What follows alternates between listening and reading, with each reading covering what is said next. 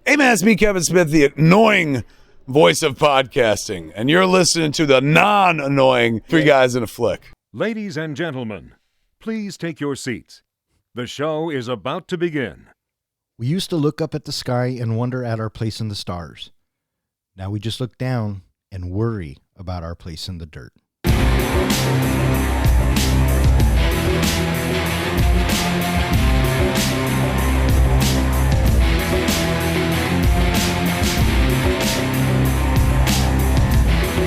Welcome back. You are listening to Three Guys in a Flick. This is where we review the good, the bad, and the absurd. Tonight's episode, Interstellar. Beware spoilers.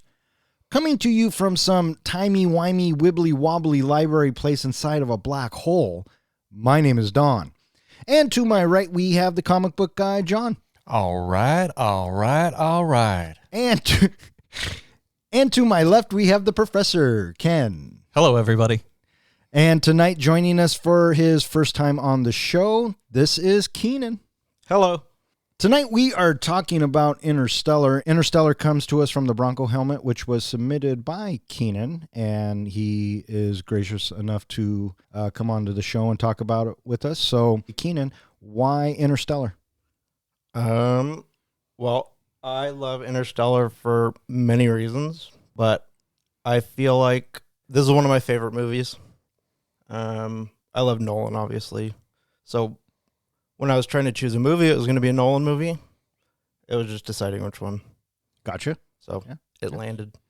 Comic book guy, had you seen this going into the show? I think I had seen bits and pieces of it, maybe the ending of it, and just never really figured out what the hell the movie meant. So it was kind of nice to watch it from beginning to end. And that's the benefit of why we do this. Yes, because you forced me to watch movies. Absolutely. It's perfect. And now I know that's why I picked the movie, so John would have to watch it. There you go. Yeah, There you and go. it was probably, some future they that told you to have me watch this movie? Yeah. Okay. Okay. Future them or Oh, they. you know what? don't remember? We're gonna get into that shit. Hang on. Professor, was this the first time you'd seen this film? No, I'd seen it before. Did you see it in the theater? I don't remember if it was in the theater or not. Wow. But you're a big fan of Nolan, obviously. Yeah. Yeah, of course. Well, let's Yeah. go hop in the Tesseract and look to see if he saw it in the theater. Yeah, but first we got to get to the black hole. He did. And that takes yeah. a little bit. That's true. Yeah. I remember seeing this in the theater, and I remember being super stoked about seeing it because I too am a big Christopher Nolan fan. And I remember coming out of it kind of going, what the fuck just happened? Yeah, it felt a little 2001-ish. A little bit. And then, it goes on to become one of Keenan's favorite movies, and we go back and forth on it. And he what did you tell me? You said you just don't want to do Interstellar because you don't want to have to think about it. It would be that or your typical complaint of it being too long. Okay. And that's fair because that is a typical complaint of mine. But I do have to say, going back and watching it last night, I guess through the lens of what we do now. It flows easier. And I appreciated it so much more. So I'm excited to talk about it. Released on November 5th, 2014, Interstellar was directed by Christopher Nolan, screenplay by Jonathan Nolan and Christopher Nolan, and it stars Matthew McConaughey, Anne Hathaway, Jessica Chastain, Bill Irwin, Ellen Burstyn, Michael Caine, and a bunch of other actors. How'd this movie do, Don? This movie was made for $165 million, and it looks to have brought in $774 million. That's not too bad, I guess. Not too bad at all. The year it came out, the box office that it got was 182. Yeah.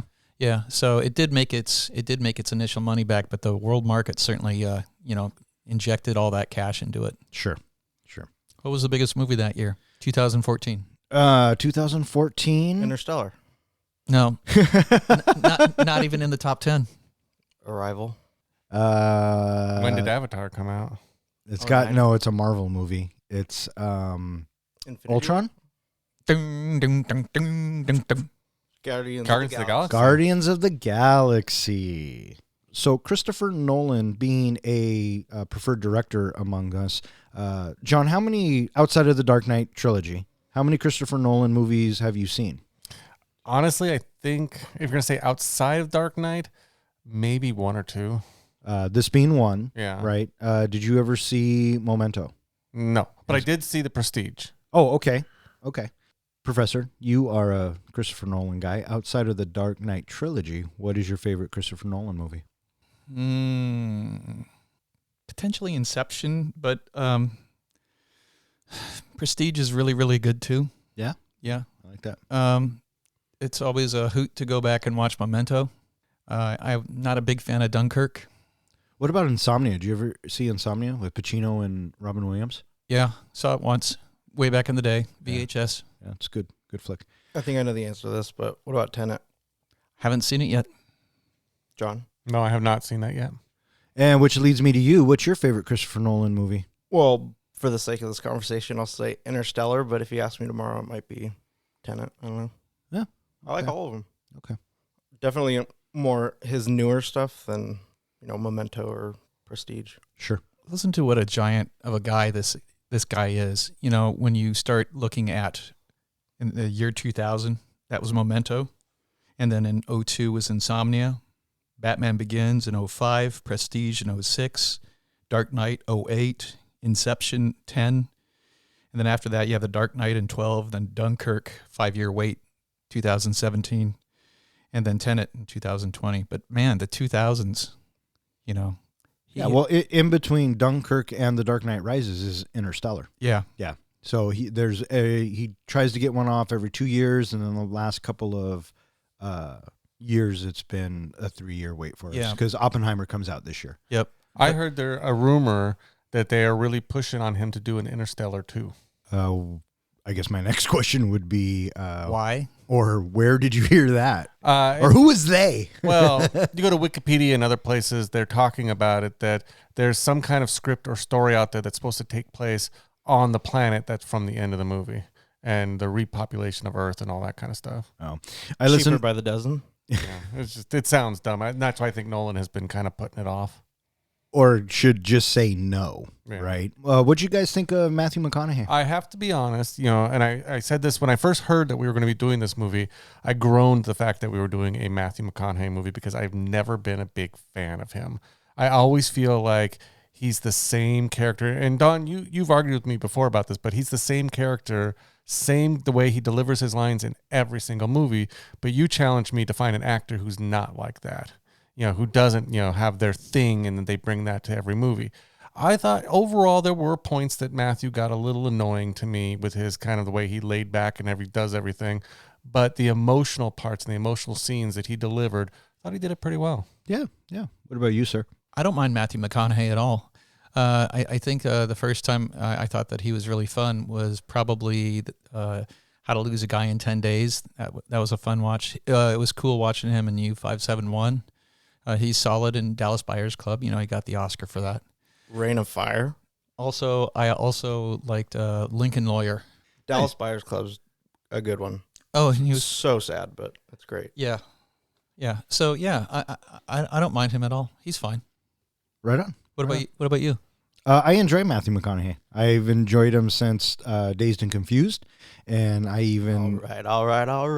I think him and Renee Zellweger. I get older and they stay the same age. What do you say? that. I think him and Renee Zellweger do a decent job in that New Generation Texas Chainsaw Massacre. Even still, it's a horrible movie. Sure. But I like Matthew McConaughey in general. I think he's entertaining, and yeah, I think he's charming. So This movie had, some huge names in the cast. Michael Caine, Anne Hathaway, John Lithgow. just amazing. What did you think of the rest of the cast? I think what kind of sets Nolan apart as well is his attention to realism, which we'll get into, is his casting. Mhm. I think every one of his movies are cast With Michael Caine. Well, yeah. Well, there's that. Well, he has 7 with Nolan.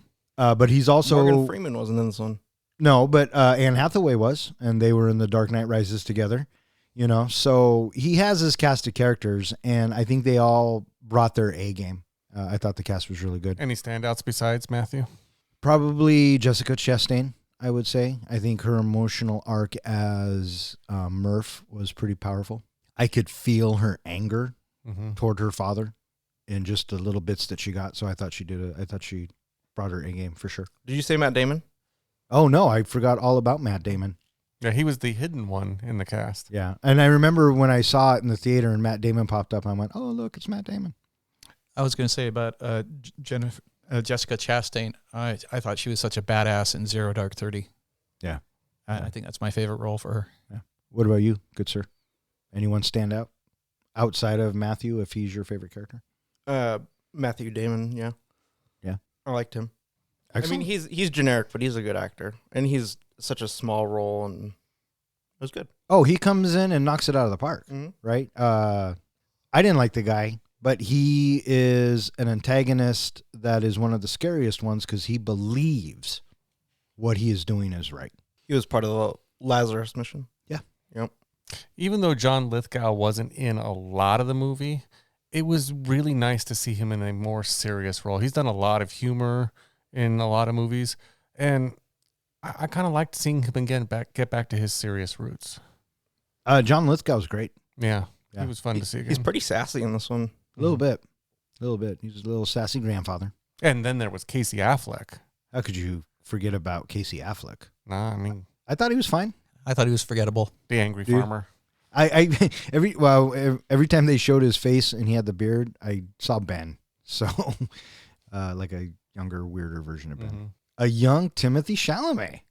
Yeah. And I've said it on this podcast before. I'm a fan. I like the guy. I think he can act. I don't know him very well. Where is he from? Dune. Dune. Yeah, oh, okay. So he's the lead character in Dune. Yeah. Okay. And we have to put it in terms that he'll understand, right? Science fiction. Did you hear blah, the blah, blah. story behind him in this movie? In Interstellar? No, I did not. Apparently, he thought his role was a lot bigger in the movie.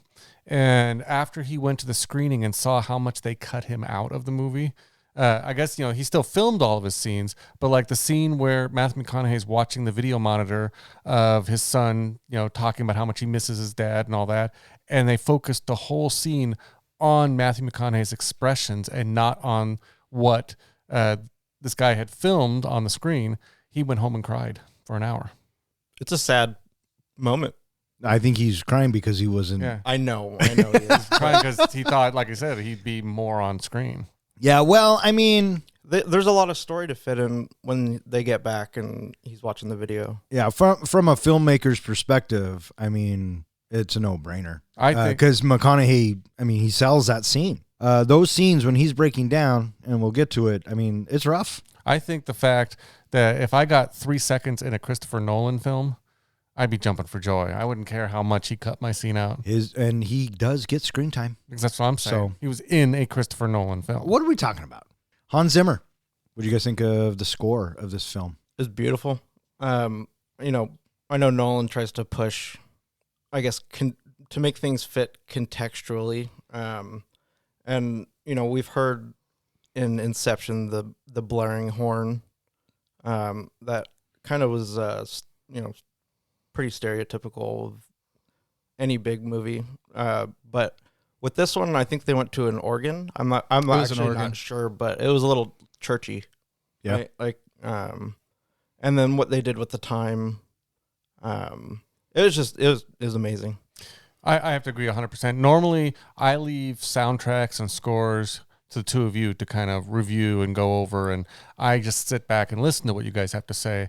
But in doing some research about this movie and reading what went into it and Nolan working with Zimmerman, there's some brilliant stuff that they did in this film. Oh, yeah. Hans Zimmer is Zimmer. one of my favorite modern day composers, if not my favorite. He just worked things into his score that we'll talk about a little bit later that just worked and they fit, and it matched what needed to happen.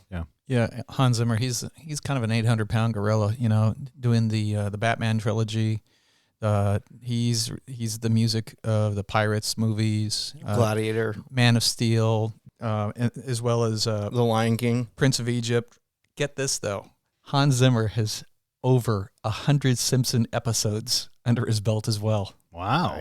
Nice. What's up with that? Nice. Well, now I like him that much more. Yeah, see? He's only won 2 Academy Awards. He got one for Dune and he also got one for Lion King. And I think Hans Zimmer single-handedly saves The Man of Steel. Yeah. But we'll get into that a different time as I well. wonder if he's doing Gladiator too. Christopher Nolan. How many Academy Awards has he won? 2. 0. 0. Oh, Christopher Nolan. Christopher Nolan has 0 Academy Awards. Well, He's look been how- nominated once. Look how long it took Scorsese. True. Fair point. And his nomination was for The Dark Knight. Dunkirk. Oh, he did not get nominated for The Dark Knight, which is why the Academy went from 5 films to 10 films. That's what happened. I think they call it the Christopher Nolan rule. Speaking of awards, wasn't this nominated for a few things? Yeah, it got nominated and it won for some stuff. So it got nominated for Best Original Score, Best Production Design, Best Sound Editing, and Best Sound Mixing. And it did win one for Best Visual Effects. I'm surprised it didn't win more. In this movie, they bring up different dimensions and the 5th dimension and all that. Did you guys follow that whole thing, the science behind that? I tried, but it's a little bit above my pay grade, so I just kind of went with it. I was watching because I was trying to do some research on the science of this movie and trying to understand something, and I found a video that explained it. I thought one of the best explanations I had ever heard, which is think of this movie or think of the different dimensions as a book.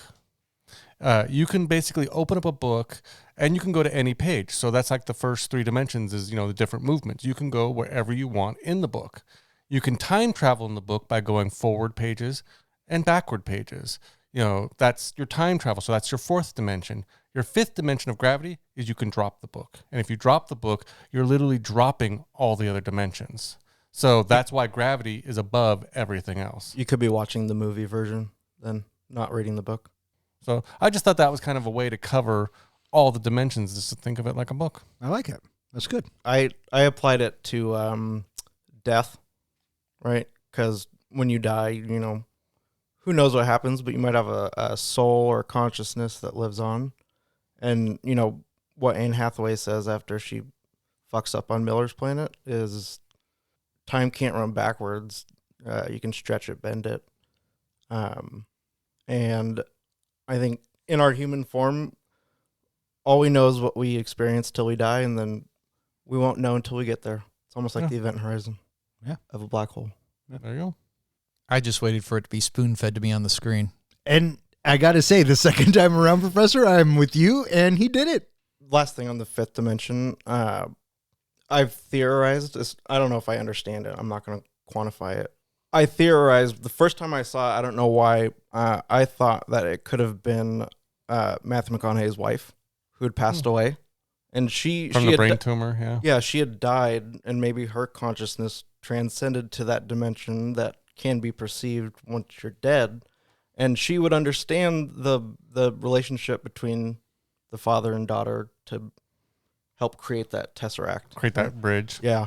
Well, let me put you this. This is kind of, I like the research that I was doing to try to understand it, again, with the dimensions, is think of the first dimension as moving kind of forward and backwards. The second dimension is moving right and left. The third dimension is moving up and down. The 4th dimension is time. So anything to do with time, going backwards and forwards in time, that's the 4th dimension. The 5th dimension is gravity. Anything to do with gravity, basically gravitational waves and all of that.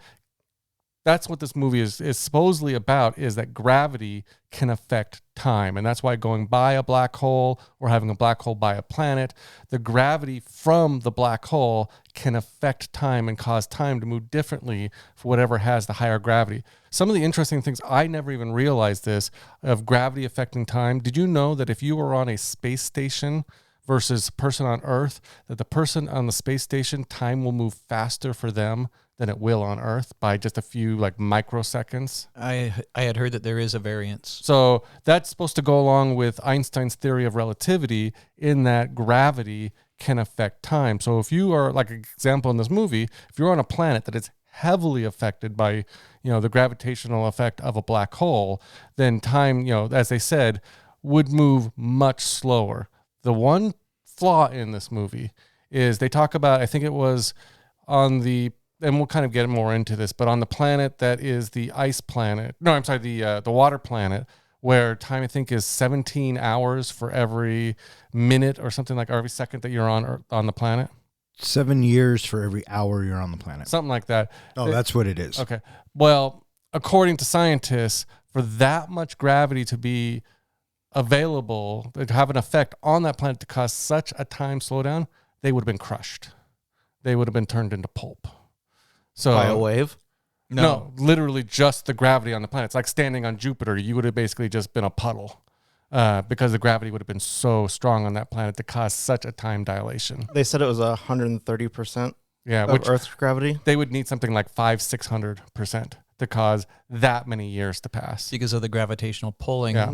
right? Our structure is not capable of withstanding that kind of pull. Yeah. So that was just one of a little scientific flaw, but who knows what the reality is, because we don't know science is, we just have theories about things and we haven't proven everything yet. So for all we know, they're 100% right in this movie. Except for one other issue in this movie that Kip Thorne brought up. Oh, do tell. Well, it'll come up later when we get to the ice planet. Thank you, John. Thank you. Hopefully everybody's awake. Wake up! Yeah, so that was your 15-minute science lesson by the comic book guy and our guest. Wait, one more thing. Just to make sure John and I are understanding the same. The black hole in the movie effectively is working very much like our sun. Similar. It's not producing heat or anything like that. It's a black hole versus like a hot Yeah. burning sun. So physically, but as far as the gravitational pull, Yes. and yeah, okay. Yeah, that's exactly what. And I've always been fascinated by black holes in that, I always thought if something got too close to a black hole, they would be basically sucked right into the black hole. But I guess it has to do with space, how much space it takes up, things like that. Like I read something interesting the other day that said, did you know that if Jupiter just tomorrow turned into a black hole, it would not suck all the other planets in because it would still have the same mass and the same pull as it does now. Nice. So it's kind of interesting. That is interesting. Yeah. Did you know that if I put my foot in a bowl of water, it will prune? So there you go. We need to adjust his humor setting. Yeah, can you take it down to 40%? That's a good callback. Nicely done. Hey, Keenan, do you know what time it is? Time for you to get a watch? No, I think it's trivia time. Oh. This is the point in our podcast with our continuing pursuit to crown the master of movie trivia. So therefore, I have prepared a series of questions related to today's movie. Please wait until I finish each question before answering. And Keenan, you are more than welcome to join in. Thank you. What natural disaster is happening on Earth that will eventually cause the human race to go extinct? A blight. I think that might have been a three-way tie. I put dust storms or the blight. Cooper is asked by NASA to explore 3 planets in a different galaxy. He is told by Professor Brand that there is a plan A and a plan B. What does Professor Brand tell Murphy at the end of his life? There is no plan A. There was always a plan B. Do not go gentle into that good night. Ooh. I'll give it to both of you on that one, but I was going for what Don said. I couldn't remember if you asked for the last thing he said to her or what he said to her. What he said to her related to plan A and plan B. Oh, gotcha. Yeah. Do not go in gentle into the good night. It kept ringing a bell. I'd heard it before and not the first time I watched Isn't it Shakespeare? It's a poem. Well, it's from Dylan Right, no, Thomas. sorry, huh? I think it's Dylan Thomas wrote it, or Dylan. Okay, you guys are giving me way too much credit. Clearly, I heard it in a movie. Does that ring a bell to anyone else in any movie? Yes, but I don't remember which one. Kenneth Branagh?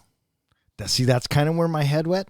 No, Rodney Dangerfield in Back to School. He quotes that at the end that's panel. Right. That's right. Yeah. Sorry to derail us. Can I get back to my trivia? Oh, for fuck's sakes. What does the message from the ghost say in Murphy's room? Stay. And the coordinates to NASA. Yeah, that's the dust says that. What planet in our solar system is nearest to the wormhole? Saturn. Jupiter.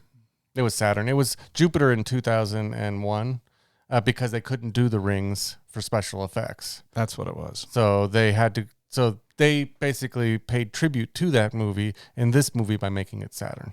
Which theoretical physicist acted as executive producer Kip for Thorne. Interstellar? Kip Thorne. I'm going with Keenan. What? In the beginning of the fucking competition, you say, please wait till all questions have been asked. Did he wait? Thank you. The I was going to guest- sell myself out for doing that. The guest is always right. Oh, for fuck's sakes. You know that rule. How long is a day on Dr. Man's planet? 42. No, wait. 67 hours? Or Very 60 good. 67 days. 67 hours. You were right. Yay, Professor. And for the final question, About fucking time. what does the acronym TARS stand for? Theory and relativity settings. TA recognition system. It stands for Technically Artificial Robotic System. Robotics. Oh, that makes sense. Now, an interesting note for all the fans out there of Hitchhiker's Guide to the Galaxy, which I am definitely one of, did you know that the TARS robot was modeled after Marvin from Hitchhiker's Guide to the Galaxy? No. The white robot? Yeah, the one that was always depressed and Wasn't he voiced by Alan Rickman in the movie? in the movie he was Alan yeah. Rickman. I know what you're So the whole idea of a AI with a really strong emotion was one of the models for this Gotcha. movie. So according to my calculations, I think Keenan won this round. So that keeps Ken in the lead. Yeah, well, according to my calculations, you fucking suck. I don't think either of you can do math.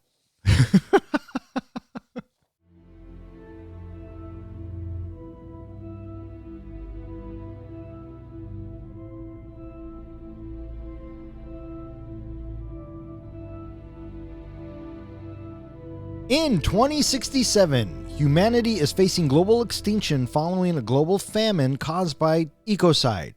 It has abandoned scientific pursuits such as space exploration.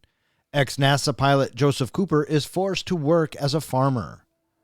Cooper experiences a gravitational anomaly in his daughter Murph's bedroom. He deduces it to be a pattern of GPS coordinates and arrives at a secret NASA facility headed by Professor Brand. Brand explains to Cooper that they are trying to find an exoplanet capable of supporting life, and that he is working on a gravity equation to provide a way to transport large numbers of people there. He enlists Cooper to pilot an exploratory spacecraft, the Endurance, with a crew of 3 scientists, Romley, Doyle, and Brand's daughter, Amelia. This is humanity's last chance. There are no more resources to mount another expedition. A wormhole has been found near Saturn, enabling the ship to pass through to another galaxy to search for a new home. On the other side, they investigate 3 planets orbiting a supermassive black hole, Gargantua, each one previously checked by a NASA scientist explorer. All right, so what do you guys think of the opening of this film? We are introduced to our planet and what it has become. Yeah, it's a cold open, and we're listening to a series of interviews. Yeah. Which is interesting because did you notice Murph has the first words in the movie and Murph has the last words in the movie? Well, my dad was a farmer. Yeah. Yeah. Well, I didn't notice that until last night, but the first time I saw it, no. But it's a clever way. You know, that's Nolan. And then we are introduced to Matthew McConaughey's character. He wakes up from a bad dream. Yep. Crash. Yeah. Did you catch a little bit of foreshadowing at this Probably. point? Well, yeah, because the way that Cooper is understanding it when he's walking through NASA with Dr. Brand. He was a pilot, and there was a gravitational anomaly that tripped his fly-by-wire or whatever. So when he was trying to relate it to his experience, he could, make sense of it. Well, that is one, but one of the specific ones I was talking about was Murph kind of comes into his room after he wakes up from his nightmare, and she says, "I thought you were my ghost." Huh? Which is basically hinting that, oh my God, he's going to be the ghost in the end. Does she say my ghost? Is it my ghost or the ghost? Something like I that. don't know why you're looking at me. And then we are introduced kind of to the life, and like I said, His little family. Yep, and the way the state of the world is in. And I have always really appreciated Nolan's realism in his movies, and I think that we are set in kind of a post-apocalyptic future, a little bit. Right? Dystopian. Yeah, we are headed on the downhill slope as a species, and he does it so subtly. We don't need a glimpse of things that we would get like in the Road Warrior, or you know what I'm trying to say, like a Wasteland or something. It's very subtle and very real, the world he is bringing to us. There's no lawlessness. We also don't need to see how they got there. We just need to see they're there. Yeah, we just need to know this is where we're at. Yeah. Exactly. And John Lithgow, when they're one of their conversations on the porch, John Lithgow said, "When I was a kid, it seemed like every new day they were releasing a new gadget or a new toy, and there's 6 billion people. Every single one of them had to have it all." So, when I saw it, I kind of was like, okay, he's kind of like the current generation as an old man. Right. And so as far as tying it back to realism, Yeah. One thing I appreciate, and I think we've talked about this before in other movies, is the way they relate to us, what's going on, without just having someone tell us exactly what's going on. Because we get, Matthew McConaughey kind of talking a little bit about the farm and everything, and how, and they goes to the school and deals with the teachers and all that, the principal, and I think the teacher, and we get a little bit more information about what's going on. We learn that that Matthew McConaughey wanted to be a pilot and all that, but now he's being forced to be a farmer. We learned that things like the NASA landing on the moon, well, now the government's claiming that's faked because they're trying to keep people grounded and focused on farming, because there's a blight out there that is killing off all the crops, and corn is one of the last ones to go. So they need more farmers out there. We pick up on these little things that are going on of what this earth has turned into and how they're on the downward spiral. they're all worried about their place in the dirt. I have to say, one of my favorite scenes in this film is when Matthew McConaughey's Cooper has to go to school, and he talks to the principal and Murph's teacher. Just the disbelief in his face of what they're teaching the kids. One thing I didn't catch my first and second go around, I had to read about it. Did you catch why Murph got into a fight? For bringing in one of Cooper's old textbooks on the lunar landing. Yeah. Basically, of people denying the lunar landing. Yeah. So I didn't catch that the first time, so I thought that was interesting. So the school that they're at are, teaching the current generation, or everybody worried about their place in the dirt, that, it was all faked. It was propaganda, staged. right? Mm-hmm. Yeah, but Political. but before we get to the scene, they see a drone. Which is, I think, the first introduction that we have about the downward slide of things, because once the drone is on the ground, where'd it come from? It must have been flying around up there for years. Yeah. Right? And then the principal goes, "You were at the Asian drone fighting pilot store," and Right. Coop corrects him. He goes, No, it's Indian. It's Indian. Yeah. Yeah. No, we had a flat tire. Yeah. Oh, yeah. But you had time to stop and Yeah. Do you understand why the drone was on the path that it was on? I had to look this up too. because of the gravitational anomaly. Yes, because of there's a because Nice of the gravitational anomalies that are happening at Coop's house. Machinery is now being drawn to his house. So that drone was flying towards his house. And they even briefly, just really quickly, talk about the combines, those big trucks. Yeah. Do you notice that they're all being pulled to his house? Yes, I noticed So- every right single one after of that. That's our big hint at this is the focus of the movie. The house is the focus. That's literally right after he walks out of the principal's office and tells Murph that he got her suspended. I love that line. So Matthew McConaughey's solution to Murph's behavior problem is to take her to a ball game. And at She's on first a I was baseball kick. and I was first thinking, God, this reminds me of Field of Dreams. And then when they cut to the Yankees in the Yankee uniform, I'm like, wait a minute, is that the New York Yankees? Mm-hmm. And then again, that's just that realism of this is how it would probably be if this is where we were at in the world. Did you So- catch all the references to corn-related food? Probably. Because they were serving popcorn at the game. When we see at the house and they're serving a meal, it's served with cornbread and corn like drinks and Yeah. Well, That's everything because is the Earth's corn. dying. Yeah, so corn is one of the last things they have left. yeah, they lost wheat, then they lost okra, Mhm. and now corn's next. And then with this dust storm, they got to make it back to the house. And what'd you guys think of this whole? Did you close your windows? And then Murph immediately thinks, no, fuck, I didn't. So she runs upstairs and McConaughey comes up, and this is kind of where everything kicks off. What do you think about this whole ghost side story kind of line going on? Oh, I thought it was a natural progression. I mean, if you don't understand strange happenings, I think a person's maybe one or first or second thing to go to is a ghost. Mm-hmm. You know what I mean? Depending on what you believe in and what you're seeing. So I thought that Murph thinking it was a ghost makes a lot of sense because we know that Matthew McConaughey's character is more scientific based. So he would want to come to the Analytically. Because he kept conclusion of it. And he even tells her, okay, you think it's a ghost? I need all the things. The scientific method. Right. Well, Murph, later in the movie, she goes, my dad called it a ghost because they thought I was scared of it, but I was never scared of it. Right. So Yeah, I thought that it being in the story the way that it was, I knew it was integral to propelling the story along, and it was going to play a significant part to the story. So I knew it was something that is not just going to be overlooked.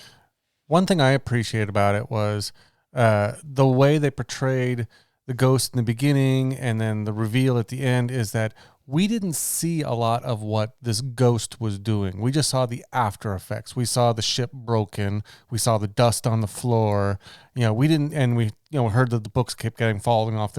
We didn't see them actually happening. So I kind of appreciate at the end that then we see, oh, this is how all of those things actually happened. Yeah, he's wrapping it up for us. Yeah, he's connecting the dots. And then, Murph leaves the window open and all the dust comes in. And I liked this bit, and I liked how they were showing us how gravity works. I liked the bit where it all clicked and they figured out what it was and then they take off, right? Mm-hmm. once he's done praying to it. Yeah. Yeah, that's what Lithgow says. What do you think of the whole them going to the NASA base and finding the NASA base? I thought it was fine. Murph, that little shit, stowaways, but you kind of had to see it coming. What right? I loved about that scene was, he kept telling him, "You stay here. You stay here. You're not coming with me." Did you notice when he saw her come out of the blanket? At first, he was surprised, and then there was like a little smile on his face. Yeah, like he was proud of her.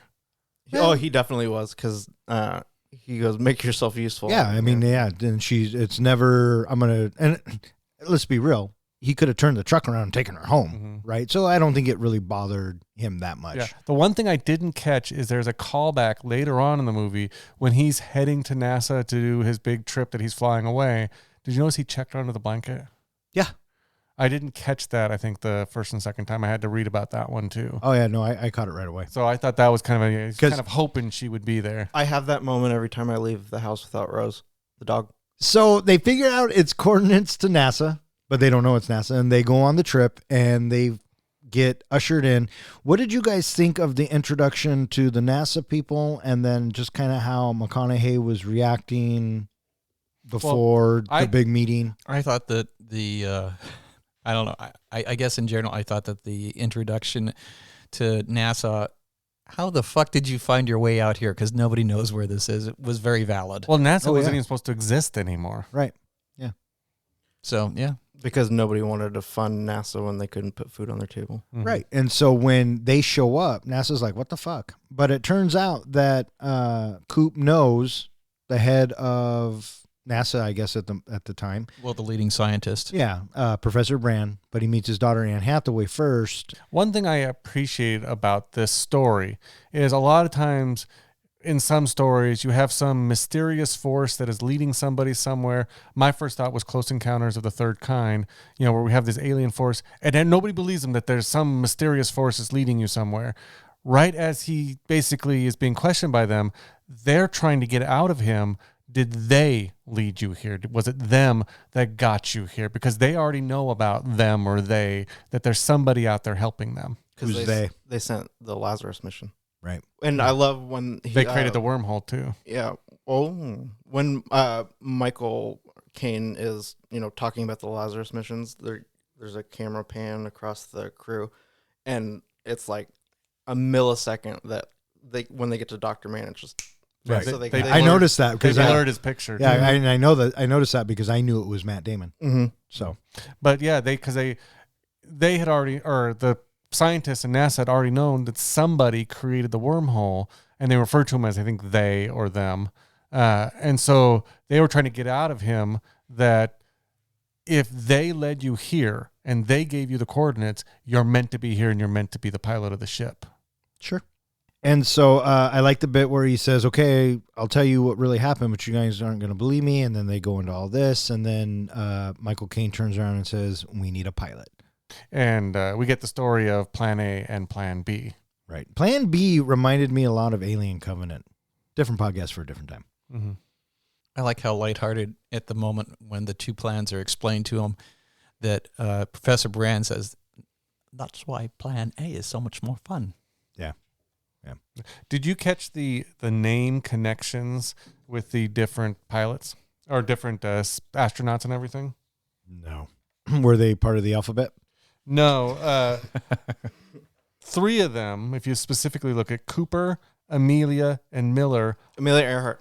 they all shared names of DB Cooper. missing cases of individuals who were never found. As you write, DB Cooper, Amelia Earhart, and Glenn Miller. I don't know who the fuck Glenn Miller. It was the big band leader, Glenn Miller? Big band musician. Oh, really? Oh, interesting. I never knew he So, went missing. yeah, 3 people who went missing. Huh, cool. So, McConaughey's Cooper meets everybody, decides that he's going to pilot the ship, and now him and Murph go home, and he's got to tell, well, he's already told Murph he's leaving. But he's trying to make it right. Right. I mean, that's got to be fucking rough. Well, the rough part, and I thought it was a little bit cold when he says, "Hey, when I come back, I'm probably going to be the same age as you." That's right there telling your daughter, I'm not going to be back for like 30 years. Yeah, well, he indirectly tells her he has no idea when he's coming back. Yeah. And that's got to be rough for anybody. And then when he says that we might be the same age, that's when she realizes that nobody has any idea if and or when he's coming back. And she gets more pissed off, and she throws the watch. Well, she also brings up the fact that she got a message from the ghost that said, "Stay." Yeah. Yeah. And I guess, He does send that. He sends it through the bookcase. When right, he's, because yeah. at that, well, we'll get there. Yeah. What bookcase? What bookcase? So he leaves, he goes out, and then Lithgow says, "Did you make things right with Murph?" And he's like, "Yeah, kind of." And then he says goodbye to Tom. What were you going to say there, Professor? I was going to say that I like the line that he delivers when he says, "I can't be your ghost right now." Yeah. Again, a little bit of foreshadowing because he can be her ghost later. Is it a little bit of foreshadowing, or is it just foreshadowing? Well, I don't want the professor to jump over the table at me. Why? You've already said it. It's what we're looking for is when you don't say it. Well, I thought I only get like 1 time per podcast.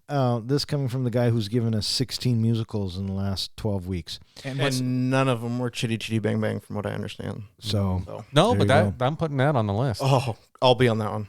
And the last thing that happens when Coop leaves the room, a book drops.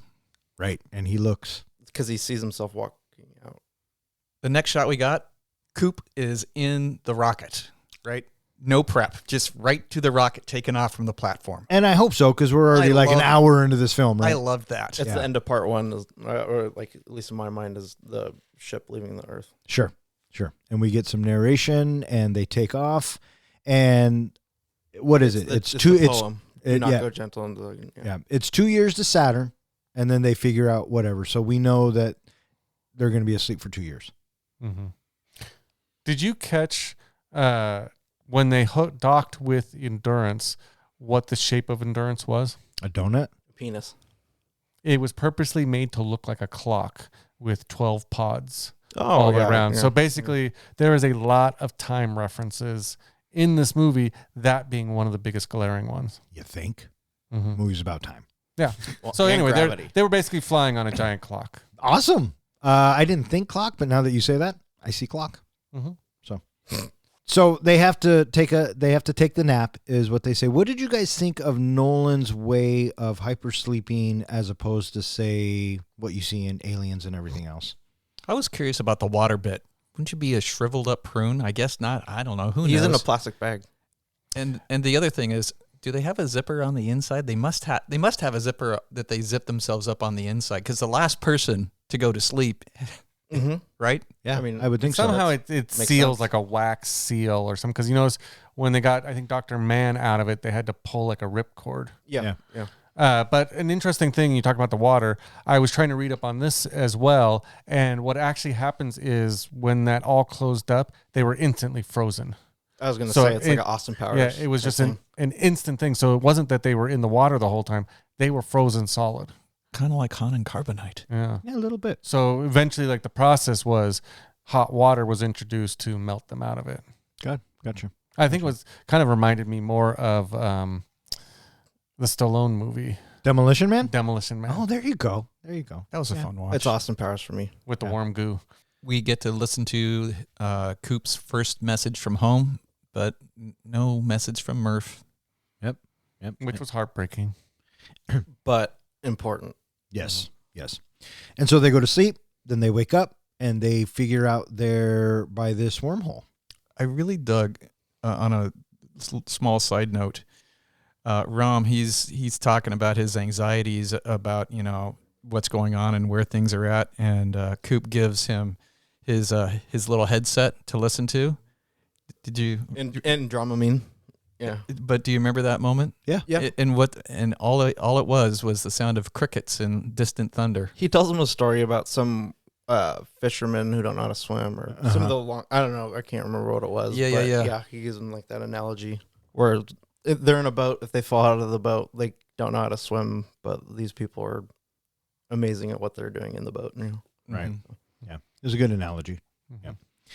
And as it turns out, after they pop out by Saturn, and because of the black hole, that will take them to 3 planets. Well, I love when they actually showed us this wormhole, because we see in all other movies wormholes are always some kind of flat, or in the Marvel movies it's a pentagram, I believe, or kind of like a grid. Yeah, they explained that it's a sphere, and the way they explained it made sense. And when the camera goes by it and you see the sphere, you're like, okay, so now if it were me, and not that I'm a pilot or anything, it's like you would enter into Earth, because Earth is a sphere, Well, right? So Well, if you also think about it, at first, when I think first saw this movie, I thought the sphere was reflecting out everything that was around it. What we're actually seeing is everything that is around the sphere on the other side. yeah, So if you've ever played with a 360 camera, 360 cameras have something called, I believe it's called planet mode, something like that, where you can take everything that's seen by the 360 camera and turn it and convert it into a circle, into just a sphere. And that's exactly what they're seeing, is everything that you would see if you were to do a 360 view on the other side is what you're seeing in the sphere. And I thought that was kind of a cool concept. cool beans. There's a painting or something. It's black and white. The guy has he's holding a ball. I don't know what it is, but it's the same concept. When they go into the wormhole, did it feel like 2001 Space Odyssey? Kind of remind you of that effect of traveling through warp time? No, not really. I think that the way Nolan does it was beautiful. Mm-hmm. You know, it was fun to watch. A realism note. When they were filming the movie, Nolan wanted to attach the cameras to the spaceship. So the camera was on the physical object, and then you would use green screen or like when they're flying off Miller's planet. Anytime the spaceship is moving, the camera is actually attached to the spaceship, and that's what Kubrick did in 2001. So any of the spaceship, scenes that you're seeing, that was very intentional by Nolan to kind of create that realism and then also pay homage to Kubrick. It's one of his all-time favorite movies. Another favorite all-time movie, John? The Black Hole. The black hole. See, that's what I love about that, is the fact that I think Disney's original Black Hole created all these concepts for science that we get Interstellar through. The whole idea of the multiverse and other universes through the black hole, and the gravitational, everything's pulled in, and little robots that are sassy. Yeah. I mean, that was Interstellar before Interstellar. Well, there you go. So as they go through the wormhole, they then come across, the first planet, And there's a discussion of, because it's so close to the black hole and because there is such a large gravitational effect, I think it's 130% of what's on Earth, that time is going to move very differently. And they figure out that for every second I think you're on the planet, 17 hours passes on Earth. Well, what Or 17 minutes. Yeah, well, 17. the way they put it to us is for every hour they're on the planet, you're losing 7 years. which breaks down to about 40 days a minute. Mm-hmm. That's crazy. So they go down. They go down because Miller's findings were promising, right? Water. Right. And so when they get down there, not so much.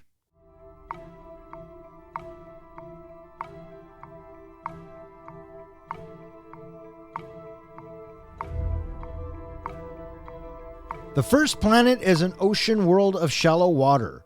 Romley remains in orbit while the others take a probe to the surface. The NASA explorer is found dead, and Doyle is swept away by a tidal wave generated by Gargantua's gravity. The tide floods the probe's engines, but they dry out enough for a liftoff before the probe is destroyed. They return to the Endurance after only an hour, but 23 years have passed due to the time dilation caused by Gargantua's gravity. Murph has become a scientist and begun working with Brand. A dying Brand confesses to her that he lied about being close to a solution of the gravity equation.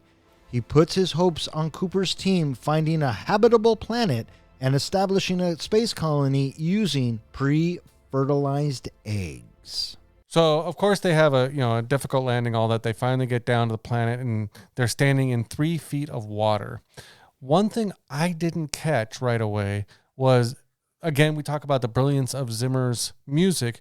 Did you catch the ticking of the clock during his music and when the music kind of died off? Yeah. Yep. Did you catch the significance of the ticking? Do you mean it was like a countdown? No. It was like a clock. The ticking happened every 1.5 seconds. That actually represented 17 hours on Earth. So every time you hear that tick, 17 hours has gone by on Earth. Yeah, would have never put that together. Never in a million years. So I love the fact that between Nolan and Zimmer, that they came up with that idea. That was kind of a brilliant idea, because now if you rewatch the movie, you can think about, as each of those ticks happen, how much time is going by. So you're saying you'll watch it again? I might actually watch it again. What did you guys think of this whole bit? I thought that the water bit was, you should have left right away. I understand that they had to stick around for a little bit, but I thought, okay, there's nothing here. The fact that they happened to find the equipment, okay, I guess you want to grab that, but boy, oh boy, I don't know if I would have stuck around for that. Well, they had to stay around. I mean, they didn't know that the waves were coming, right? They thought they were mountains, I guess. When they all screw up, or when they get down from the wave and Okay, but you recovering. You are right where you're supposed to be, and there's nothing. They're where they're supposed to be. Yeah, Well, I know. So, but in reality, curiosity killed the cat. Well, I'm kind of with the professor here. What do you think that information is going to tell you? Well, there that were you didn't already have that sent you to the planet. I know, and this is where Anne Hathaway's character needs to screw up. There is one thing on that planet that is a big hint to us of get the hell out of there. That Which big is- wave? No, all the wreckage that is around them. Did you notice as they're walking around in that water, all the floating pieces? Well, that was the other ship. Yeah, so right there, they should know this other lady didn't make it. Yeah, well, That her ship is gone. On that planet, it only happened minutes ago or hours ago. Yeah, because literally, and I read this, and I haven't seen it. I saw a picture, a freeze frame of it. But as they enter into the atmosphere, supposedly you can see like a little splash down in the water on the planet, which is supposed to represent literally as they came into the atmosphere, that first ship crashed, and so they are minutes behind her crash because of the time dilation.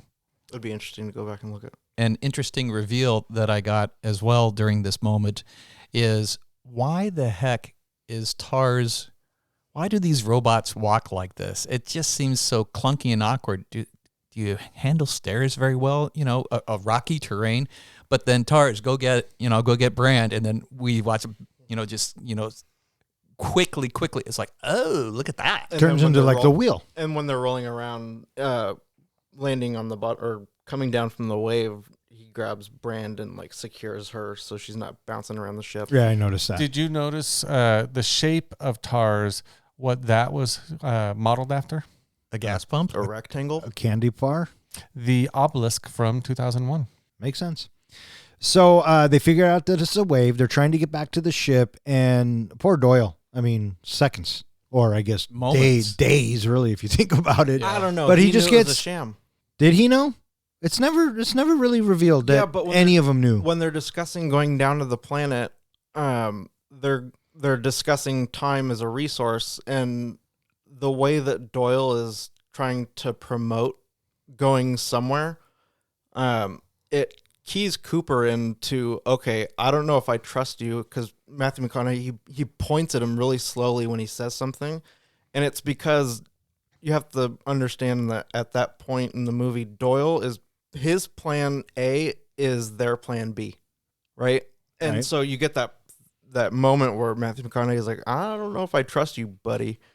And so, I think had he survived and would have had a completely different story, but he had to go. Yeah, well, one by one, right? Well, I figured they always have these extra characters to die early to make us feel that this is real. This has real consequences. There are real stakes at this. Yes, Sure. exactly. Sure. Now, here's the next question. When they leave the planet and we see the body floating, is that the body of Doyle or is that the body of the previous astronaut? You I- choose. but- Well, when they get down from the wave, McConaughey is all pissed, and he goes, "We have the survival skills of a Boy Scout troop or something like Yeah. that." So kind of they have this realization that like, oh my God, what are we doing? So they make it back up to the ship after barely escaping. I like the camera work and the visuals we got of them trying to ride the wave. I felt like it was a Matthew McConaughey surf movie at this point. And who better to surf the fucking wave than Matthew McConaughey, I would counter with. So they get out, they're up, and they dock, and we find out that it's 23 years, 4 months, and 8 days. Did you feel bad for Romilly at all? Oh, absolutely. I felt bad. Why wouldn't you? Why? Yeah. I was going to say, he'd just been up there by himself for 23 years. Yeah, and I think he even tells Cooper that he did the deep sleep a couple times. Why wasn't he a little more cuckoo? He seemed to be pretty with it. I thought he gave a little vibe of cuckoo-ness. And I think it was the way he was dressed that gave me the cuckoo-ness. But The casual, yeah, the robe. the dress, the business casual. What'd you think of the 20 years or 23 years of messages that were left for them? This is what kind of breaks my heart, right? And again, McConaughey does such a great job selling this because we get to see Tom as Chalamet, then as Affleck, and we get to find out he gets married, has a child, the child dies. He gets to experience that through video and still no Murph until This is fantastic. This is Nolan right here. So when they're on the bed and she is telling him, or he's trying to explain that nobody knows when they're coming back. He said we might even be the same age. Once Casey Affleck's video stops, there's just a black screen and he's just kind of sitting there. So to me, in my mind, it's like, all these years of recorded messages, the screen goes blank and then that's it, right? But he sits there for a couple ticks, couple seconds, and then it turns on. And then it's on her 40th birthday, which was she's as old as, he said he would be when he got back to Earth, which would make him the same age. And then that's when we go back to Earth and we see Jessica Chastain's Right. character. Because we're watching her on the screen, and then when the video ends, then we switch over back to Earth, with her turning it off on her side. It's like, that was very well done. They spent 23 years and some change on that planet, and Murph grew up that entire time. She never made a video, and she decided to do it when her heart told her. It also happened to be 7 seconds after he finished watching all of Casey Affleck's right. video. So Yeah, and you could sense she wasn't just making the video because she missed her dad. She's making because she was still pissed at him. And like I was saying Very earlier, much you so. can totally feel that. Yeah, And absolutely. it's just the sass in it of, you said when you came back we would be the same age. Well, that's today. Where are you? Right. Guess what? You're not here. Mm-hmm. So We get to see that Bran gets to listen to a message from her dad, right. right? And then we also, at this point, we discover that there is only enough fuel for one planet choice. For one more. Right. Because they're not going home. Well, how about this? He's planning on going home, but Bran, she's like, that's what Plan B is about. Right. So they have to decide which planet to go to. And so there's a discussion of either going to Dr. Mann's or what was Edmonds. or Dr. Edmonds' Is planet. it Edmonds or Emmett? Edmonds. Edmonds. Okay. And turns out, apparently, that Brand has a personal preference based on feelings for one of these two scientists that I wasn't aware of before it was mentioned by Cooper. How did Cooper figure that out? I don't know. Read her file. Mm. I don't know. There's a lot of time gaps. I thought in it here. was because when earlier on she talked a little bit about Edmonds, maybe he sensed in her voice that she had feelings for him. He's got to be picking up keys, clues based off the time that they're spending together. Yeah, and he even questions Tars, right? Mhm. The first time before they go to sleep. He's Why are all, you "What's-" whispering? They can't hear you. Yeah. And so, and this is kind of where love comes up. And this is where we learn that Bran believes in love and that it's not just a feeling, it's more than that. Mhm. You know, she thinks it's quantifiable. Yeah, that Well, there it's is not- a it's not- physical connection. Well, I mean, right now in the movie, it's not quantifiable, but her whole argument is love has been around for all of humans' species experience, and we have yet to understand it as far as metrics and quantifying it. But look how far their brains got them, right, through space and all that stuff. And Sure. so now it's going back to Inception is taking a leap of faith. And then in the meantime, on Earth, We see that Murph and Tom have a very strained relationship. yes, and she's like, I don't know why you're farming, and he's like, this is what we do. And yeah, they obviously haven't been close over the years because, Murph just took off. We find out that Brand is dying. Right. She goes to visit Professor Brand in the hospital. Right. What'd you guys think of this bit? Michael Caine coming clean. Holy shit. I don't know if I felt it the first, because like I said, I hadn't watched it all the way through, but when he, was talking there, I always kind of felt like maybe there wasn't. Maybe it was all about, because they were so thorough about what Plan B was, that maybe there really wasn't a Plan A. Sure. Exactly, to the point, where Wes Bentley's character, before they go to Miller's planet, Cooper can kind of elicit, through the same details that he figured out that Edmonds and Hathaway had a love interest, that Bentley's, Plan A doesn't really match with his Plan A. Right. Yeah. And it does make exact sense why he came up with Plan A, because he knew Hope. Well, he knew the best way to keep Matthew McConaughey involved was to make it for the idea of, you're doing this for your children, you're doing this for family, you're doing this for love, and you need to get them off this planet. And they basically used the father in him to get him to do all this. And he did it. Yeah. And it's soul crushing and it's world crushing, especially for Murph, Mhm. because she is so angry with her father. She says, you left us here to die. Yeah, she basically says to him while he's on his deathbed, "Did my father know?" Yeah. Yeah. But he never answers. Yeah. So, Well, he does. He just He says answers, "Do not go gentle into that good night." is Poem that- again, yeah. Well, I think also Plan A was for the greater good. the greater good. The species. Michael Caine, when he's walking Coop through the station earlier in the movie, I think that's when it is. He says something to the point that we need to begin thinking as a species, not as an individual.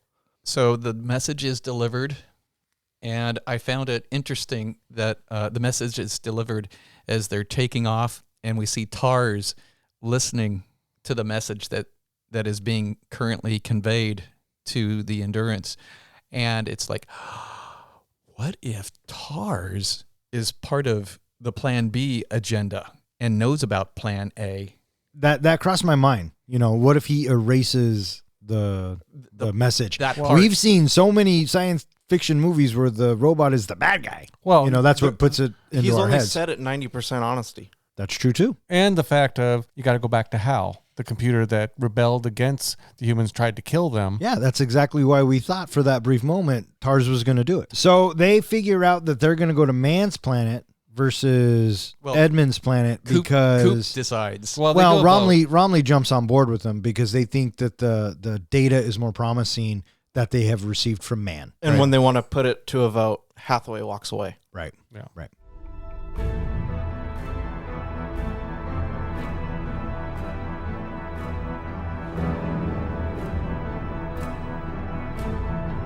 On the second planet, the crew awakens the explorer Man from cryostasis. He reveals to Cooper that he lied about the planet's habitability in the hope that someone would rescue him. Romley dies in an explosion when he attempts to access the system logs, while Man tries to kill Cooper and hijack the Endurance. Man is blown up when he fails to dock properly with the Endurance. Cooper regains control of the damaged ship. He initiates a slingshot maneuver around Gargantua to propel it to the third planet, but he has to sacrifice himself and TARS by detaching the probe and falling into the black hole to enable Amelia to reach the planet. This scene of basically them arriving at the ice planet was Kip Thorne's one of his few complaints he had about the scientific realism in this movie. I personally liked how they fly in, and you notice they like bump into the cloud and they break one of the clouds because the clouds are so frozen.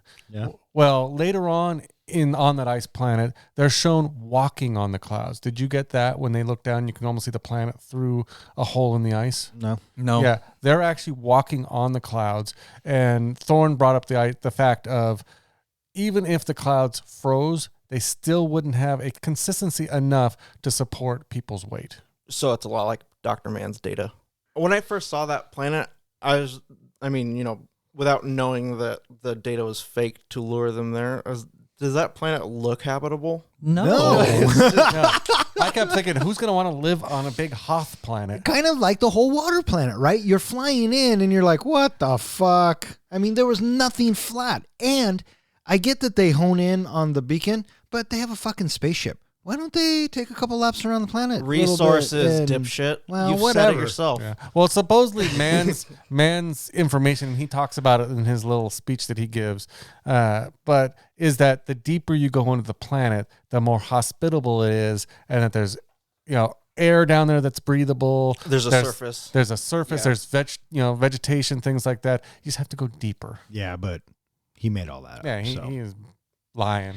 Yeah. Dr. So Man. what'd you guys think of this whole bit from the time they land and wake up Damon to, Was it a big surprise for anybody the first time they saw it that it was Matt Damon? it was for me. I didn't think it would be Damon. Me but- too. It was for me. I didn't know he was in it. Yeah. Yep.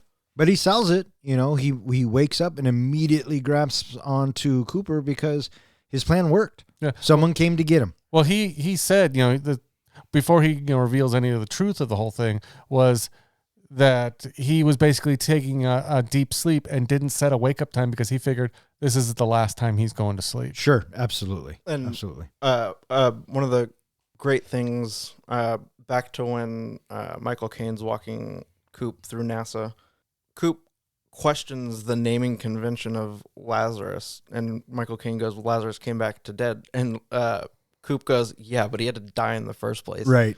And then that's what Damon is so fixated on when he's reawakened. He's like, pray you don't ever learn what that's like, Being So- without anybody. Yeah, Right. exactly. To never see anybody ever again. The Yeah. loneliness and all that. Yeah, yeah. Because they reveal early on in the movie that these, I think it was 12 astronauts that they sent out.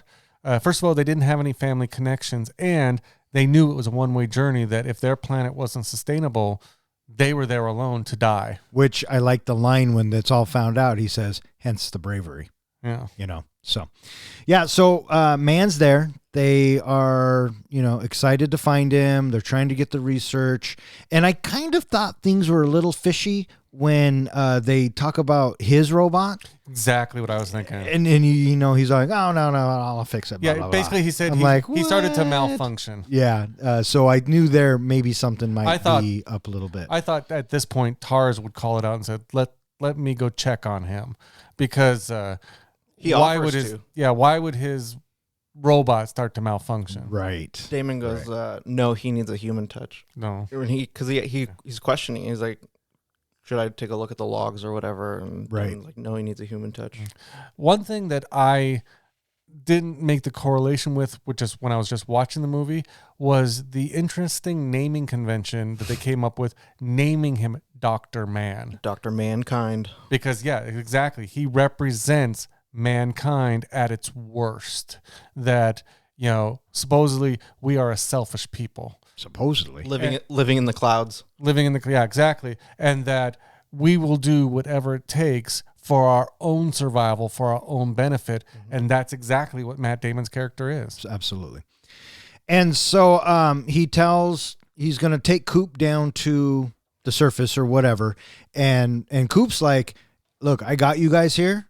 This is all good, but I'm going home. Yeah. Because we get the video, right? This is where we find out that Right. Brand dies. Brand listens to the video, and then we have Man confessing that, yeah, he knew about this when he left.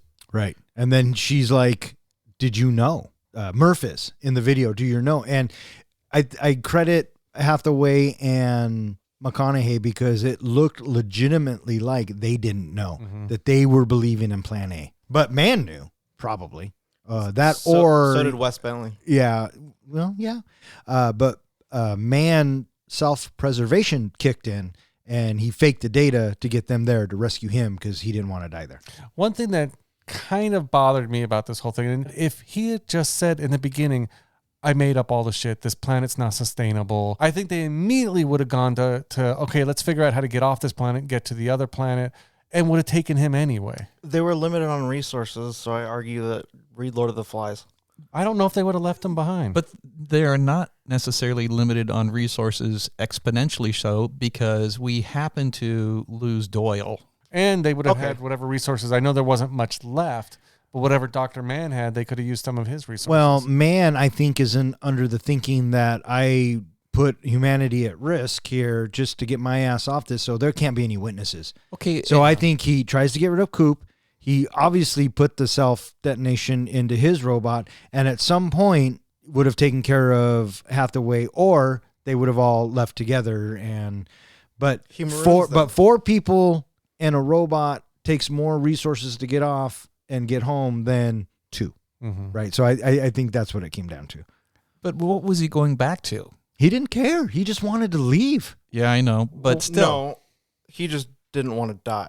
he didn't want to die alone. He wanted to, from what I gathered, he wanted to continue on the mission, the plan B, to probably Emmett's planet and start the repopulation process. Possibly. It's kind of what I got. What did you think of Man's speech while he was trying to kill Coop about the last faces and love and all of that? I thought that was kind of an interesting. Pretty fucked up.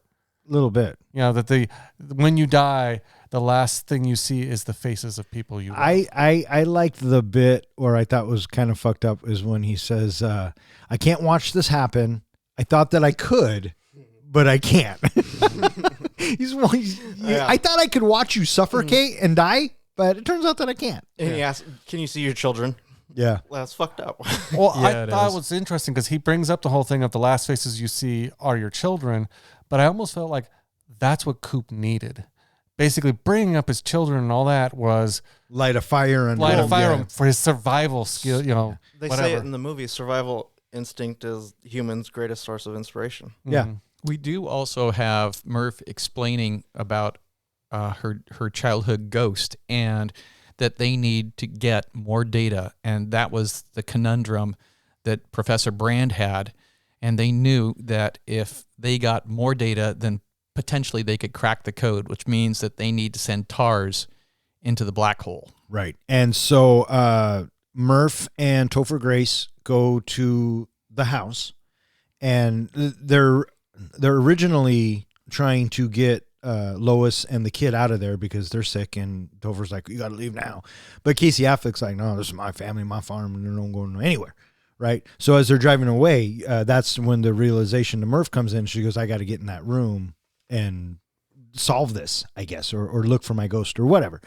So he turns around, they turn around, they light the fields on fire as a diversion to get Casey Affleck out of there. And then they run back in and they're getting Lois and the kid out. And in the meantime, Murph is up in the room looking for the next clue or trying to put things together. And that's where she's at. It's really interesting how we go back and forth. We jump back and forth repeatedly with these two story arcs. What's going on with Murph trying to deduce the clues that she thinks are there for her in her adult life now, as well as what Man is trying to accomplish with getting Coop out of the way. Right. Did you get the feeling, I don't know if she really said it at this point, but Murph is starting to decode that these might be messages from her father? That her ghost might be messages from her father? A little bit. Because Topher Grace asks her what about, like, why are we doing this? Like, you know, what is it? And she's like, it's more of a feeling. And then that's when she explains that, you know, my dad called it a ghost. And I think they said that because they thought I was scared of it. Right. Mm-hmm. You know, so I do think that she was more curious and intrigued. It's during this time that we also get the dramatic organ music. Thank you for the epicness. I love when, there's a lot of symbolism, John, you said, you know, about the naming convention being man, like mankind, and just his stubbornness, going up to dock with the space station. You know, he's like, we can have this discussion after I take control. And then the whole explosion, it's great because you can tell he's on his soapbox and he goes, there's a moment. And then it blows up. First of all, I did not, I knew he was going to die. I knew there was going to be some kind of explosion. I did not see it coming that he would be mid-sentence because I kind of want him to finish whatever he was going to say. Well, it took me by surprise. It made me jump. Yeah, because he just gets sucked right out. Yeah. He thinks he knows how to do this, and he goes, I'm just going to override it manually. I'm still going to dock it. And it turns out that TARS made it so he couldn't.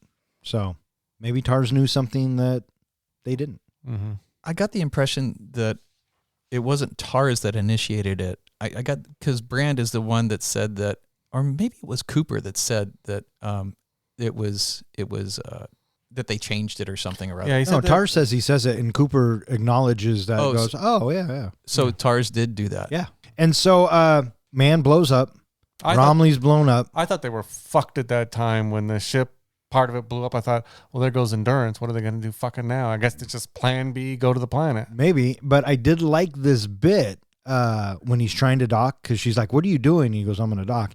And it's spinning, and he's got to match the spin. I thought this was well done. This was a cool shot. Badass. Yeah. And he says to TARS, you know, if I black out, you take the sticks, right? Did you catch, and again, I had to watch this in a side video, that as they're spinning, you can see Anne Hathaway's character kind of look into the spin and she passes out. Mm-hmm. Whereas Matthew McConaughey's character looks the opposite direction, which is, I guess, what you're supposed to do when you're in a spin like that. And that's how he stays awake. Well, I just assumed he was a pilot. That's why he was and a he pilot. knew he knew what he was doing. I was just saying that was a key thing they worked into the film of having him, you know, look that direction because that's what a pilot would do. Well, arguably one of my favorite moments that really just gets you jacked when it happens is TARS or whoever's with him says it's not possible. And right. Matthew McConaughey goes, no, it's necessary. Yeah, and the fact that, you know, fuck the logic, I'm going to do it. Yeah, it's necessary. Yeah, exactly. I was hoping he would say something like, never tell me the odds. That might be a little too on the nose. That sounds familiar. Yeah. So they're able to get themselves docked, and now they are able to get themselves back into orbit. And they're going to Edmund's planet. Well, they're going to do a slingshot to get to around Edmund's the black planet. Yeah. around the black hole, which brings up a whole bunch of different time issues. But they basically Matthew McConaughey realizes the way we're going to do this is we're going to drop TARS into the black hole to save some weight issues so that we have enough power to pull away. Right. But what he didn't tell Anne Hathaway was that he was going to. Yeah, and that I didn't see either. I didn't see the whole big sacrifice of, you know, this now is kind of a turning point for him, because if you think about it, he's letting his children go. He's basically decided that he's going to, for the greater good, The greater good. basically let go of his connections to his children to save humanity. Yeah. Well, that's why he took the trip in the first place. Well, originally I felt like he was doing it for his children. He was going to save his children. Now he is focused on saving humanity. And then we're back with Murph back in her room, and she discovers the wristwatch. And the wristwatch is acting a little kooky. A little kooky. Kind of going backwards and forwards and backwards and forwards. Which I'm curious to know, why is that watch still working? Solar power. I did read that, because when you see the very first time that Coop comes out of his suspended animation, or when he's in that little cryogenic thing, one of the first things you see him doing is winding his watch. And that's because there was no solar power to keep his watch going. For Murph, it was the fact that it was on the bookcase and the sun was able to hit it that it kept it going. So there you go, Professor. Yeah. Well, I had to read that too. I just didn't catch that at all. It's like, how convenient that the watch still works after 30 years or whatever. Gotcha. She runs downstairs to confront her brother, and she realizes that this is from Dad, and he is alive, and she is suddenly hugging her brother, and things seem to be getting better because of this at that moment. Eureka.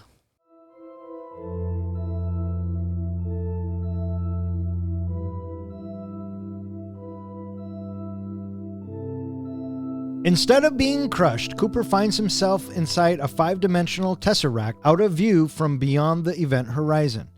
From inside, he can see moments in time from inside Murph's childhood bedroom.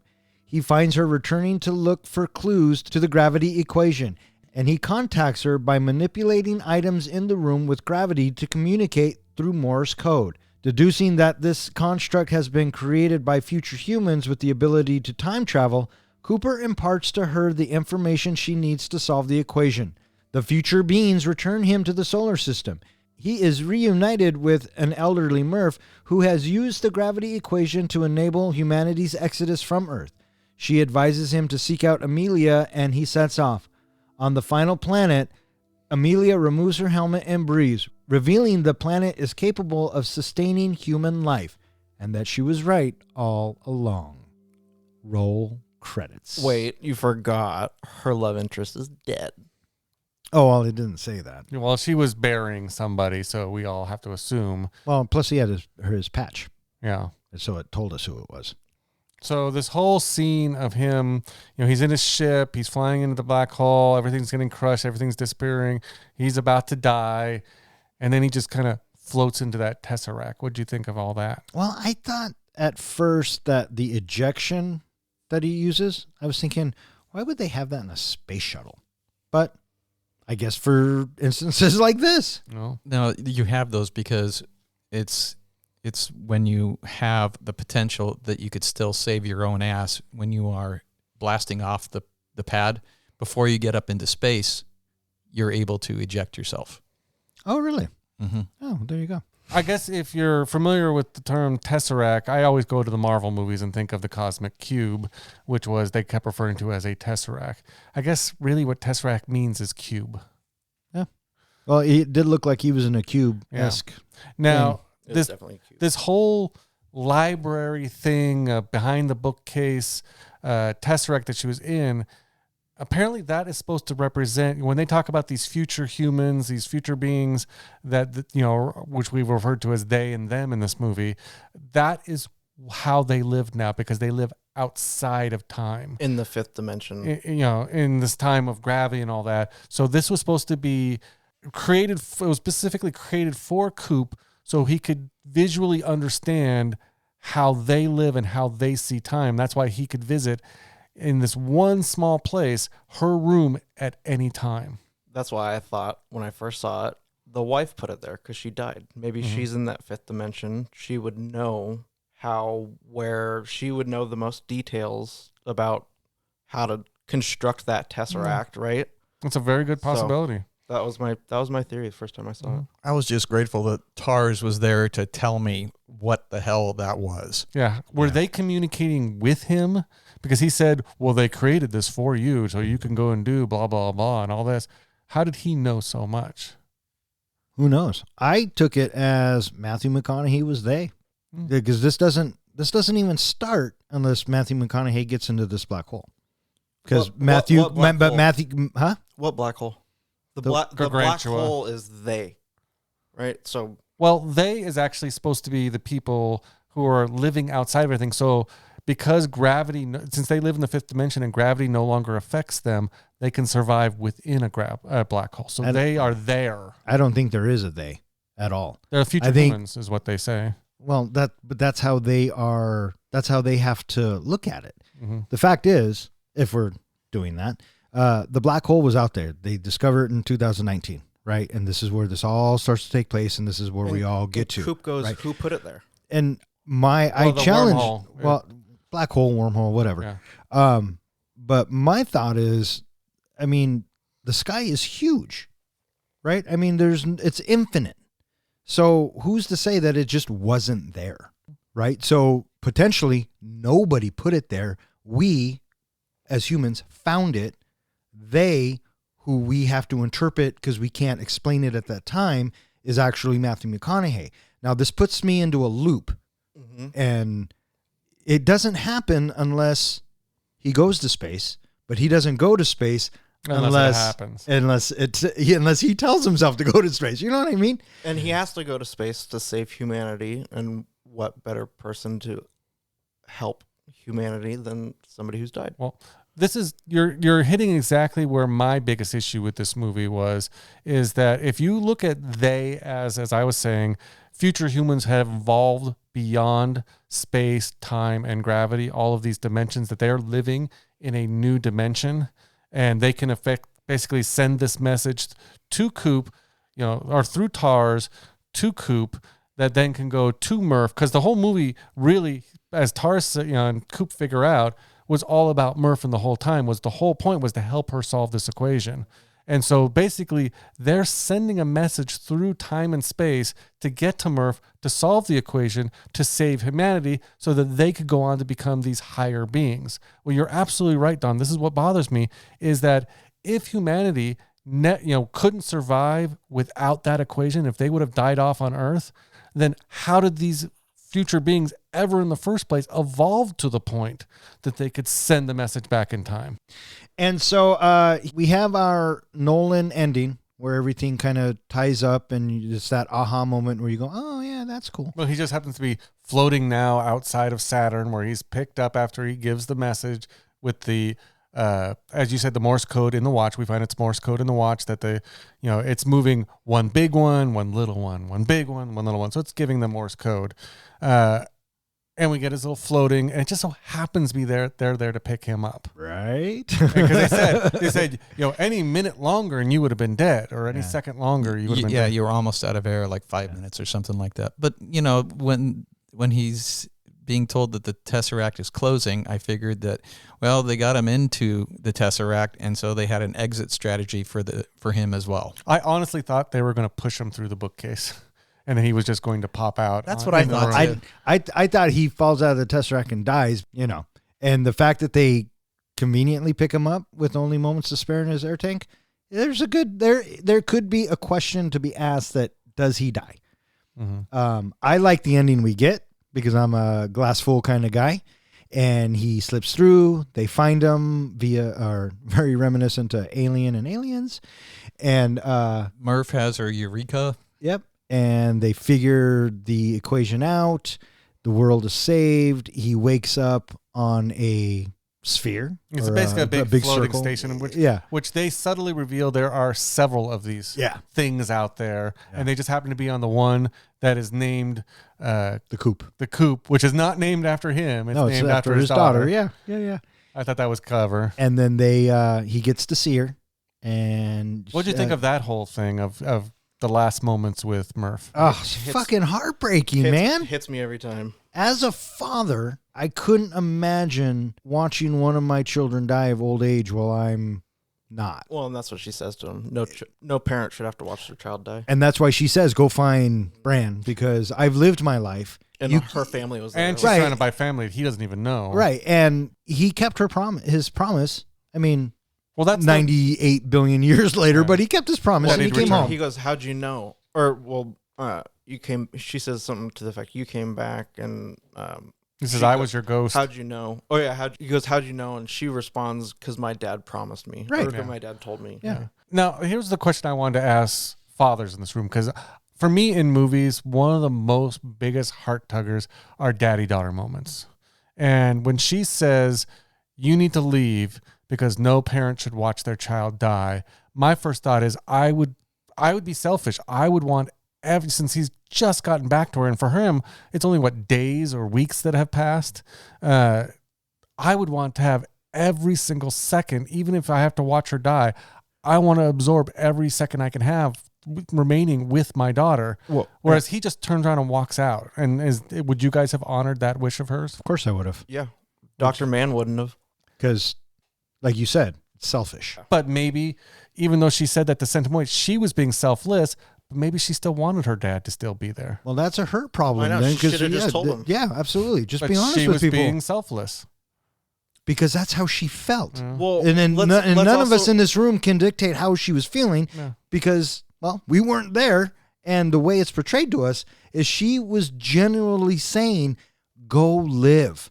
But you don't watch me die because you... And let's go back again to the conversation between Michael Caine and Coop in the space station.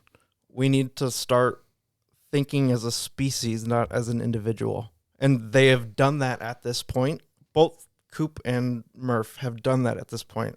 So they understand it's not about me. It's not about my time. It's about the species. So if Bran's alone on that planet, she said, go help him. Go help her. Go find. Yeah. Coop leaves. He goes to his museum house. And I think that it's funny, does he go? He goes to the house. He did that before. This is That all was before. before. Yeah. But he goes to the museum house and they kind of kept everything the way it was. It ends with her monologue. Which She's talking over the. What was the deal with the honesty setting? Why did he keep ratcheting back the honesty setting? Oh, because it was 90%. humor. He started 95%, No, and 75%, it was 60%. That was the humor one, but the Yeah. the honesty setting is set to No. 90 in the movie, and then he's like diplomatic or honest truth isn't necessarily the best diplomatic solution, whatnot.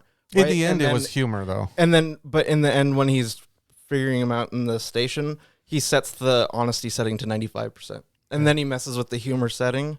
He goes 70% or something, and then the robot goes, T minus self-destruct in 5, 4, whatever. And then he goes down to Yeah. 40% or and something. then he like goes, that. he, Knock, and he goes knock. knock knock, and he goes, I can set it lower if you want. I always thought that it was funny that he had to steal the plane. Why do you have to steal it? 'Cause nobody knew who he was. He was just some random dude. I don't know. Here's my question, and maybe it's because the sphere is too small, but why couldn't all of those floating stations go to the new planet? Well, they're working They were on on it. the way. Yeah, Was that what they were working they're on? working on it. Yeah, Because it made it sound like, because we find out that the planet's habitable. So yeah, because I got the feeling the way they're doing it is these floating stations were going to be for current humanity, and Plan B was for the new planet.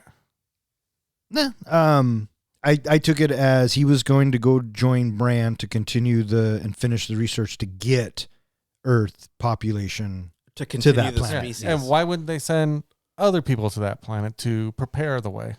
Because it wasn't written that way, bud. Oh, okay. Limited. I did think. resources. Did you catch the humor of Murph getting one over on Coop?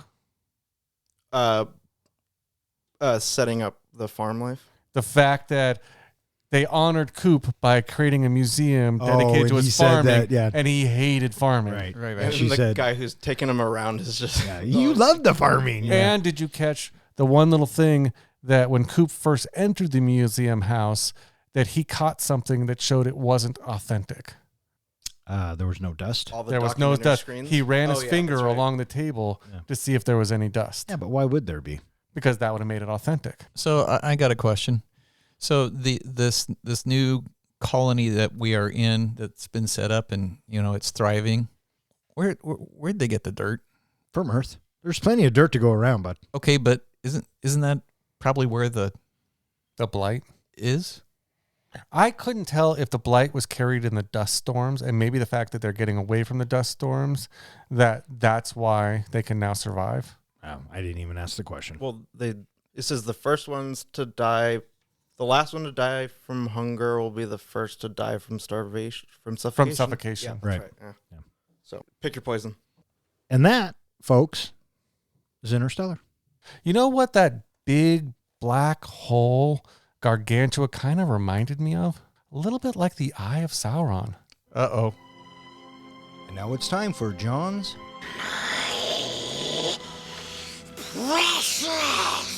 moment. This is the point in our podcast where I take whatever movie we are currently reviewing and compare it to the greatest movie series ever made, Lord of the Rings. In Interstellar, both Cooper and Murph are Frodos at different points in the movie. Both characters are on a perilous journey to save humanity, facing numerous obstacles and challenges along the way. Frodo must destroy the One Ring to defeat Sauron and save Middle-earth, while both Murph and Cooper must grow beyond their own attachments and hang-ups to save everything that they love. To make this comparison a bit easier and shorter, you're welcome, Don, I'm going to focus the rest of this on Cooper as being our Frodo. Samwise would be Tars, the robot assistant. Like Sam, Tars is a loyal companion who provides support and guidance to our main protagonist, Cooper. Tars assists Cooper in navigating the dangers of space travel and provides valuable insights and advice throughout the journey. Like Sam, Tars is even willing to make sacrifices for the greater good. The greater good. Cooper also can be seen as our Aragorn, but I'm actually going to award that. Cooper can also be seen as our Aragorn, but I'm actually going to award that to Amelia Brand. Like Aragorn, Amelia is a skilled member of the team who is willing to take on different tasks and make the tough choices. She is a strong and independent character who is not afraid to speak her mind and challenges the status quo. She plays a key role also in the success of the mission. And like Aragorn, she is a reluctant leader who in the end has to step up and fulfill her destiny when she travels to that final planet alone. Legolas would be Doyle. He is shown to be quick thinking and resourceful when he comes up with the plan to use explosive devices to escape the massive wave on the water planet. Gimli would be represented by Romilly. While he is fiercely loyal to the group and their mission, he's also the one who often questions various actions and decisions. Also like Gimli, in the beginning, he seems to have the most trouble adjusting to the journey and fitting in. But later, he is an asset to the group that they come to depend on. Gandalf in Interstellar is represented by Professor Brand. Like Gandalf, Professor Brand is wise and a respected figure who guides and advises our heroes throughout their journey. He provides critical information and insights that help the crew understand the mission and the challenges that they face, and he plays a key role in the resolution of the story. Also, like Gandalf, if it hadn't been for his death, our heroes may not have ever made it as far as they did. So that makes our fellowship Cooper, Tars, Amelia, Doyle, Romilly, and Professor Brand. Now, when it comes to Dr. Mann, I think I had talked to you previously, Don, and you thought he was more of a Gollum type character. Well, that's what I actually had chosen for him, Gollum. Just like Gollum began as Smeagol, a peaceful river folk hobbit, Dr. Mann began as a heroic astronaut on a mission to save humanity. However, his own journey twisted him into a selfish predator only interested in his own survival, even at the cost of the lives of others, to get what was most precious to him. Dr. Mann could also be seen as Saruman the White. He starts out on the same side of our heroes, but eventually gives in to his own weaknesses to focus on his own desires and agenda. Sauron, in Interstellar, is represented by the Blight. It's the enemy of humanity who represents the impending extinction of the human race. It can be seen as a shadow or evil force that threatens all of humanity, much like Sauron threatened all of Middle-earth. It is the struggle to survive in Interstellar that can be seen as an analogy for the struggle against Sauron in Lord of the Rings. So what is the precious? What is the One Ring? In Interstellar, the ring is represented by the Endurance spacecraft and the crew that uses it to travel through the wormhole. Besides the fact that it's shaped like a ring, just like the One Ring, the Endurance is a powerful tool that holds the fate of humanity in its hands. It represents a better future, but also has the potential for destruction if it falls into the wrong hands. The crew must protect and use the Endurance wisely in order to achieve their goal of finding a new planet and saving humanity. The Endurance also has a corrupting influence on some of the characters, particularly Dr. Mann, who becomes obsessed with his own survival and willingness to sacrifice others to achieve it. It's through the symbolic destruction of part of the Endurance that led to Cooper's sacrifice, which also led to saving humanity. And there you have it, my comparison between Interstellar and Lord of the Rings. Bring on the grades. What'd you think of that, Keenan? That was impressive. I don't have anything to argue against. I like that. My favorite part easily is the Dr. Mann turning evil to get back to the Endurance, the ring, just like Gollum's trying to get back to his precious. So that was great. I like that. So if you had to give him a grade, what would it be? A+. Holy shit! I think is that the first A you've ever gotten? Keenan, you are welcome back anytime. Thank you. No, the first A+ he got was when Kevin Smith did it for him. Oh, that's right. Well, you guys gave him A+. You gave Kevin Smith the A+. You didn't give me the A+. Oh, fair point. But the precious moments that got the first A+. But A+ from Keenan. What do you got there, guy? How are you going to follow that up? With a lower grade. You can't get much higher. Which would be? I like the blight being Sauron. I thought that Tars made a truer Gandalf than a Sam. I think that Gimli, I was indifferent towards that. So I'm looking at a C+. C+. I like the fact that when I watched it, I thought Mann would be Gollum, and yet he said that as well. I like the ring, actually. I didn't think I was going to, just because I thought, oh, it looks like a ring, so he's going to call it the ring. But you did a very good job of explaining that, and I'm going to go ahead and give you a B+, buddy. All right, we'll take it. A+, B+, C+. Actually, hold on. Sorry, John. I'm going to go an A. I got to get rid of the plus. I have to disagree a little bit with the Legolas comment. Just because I think Wes Bentley was kind of... it's hard to say because I would say it's deceptive if you're taking into consideration our, protagonist's point of view.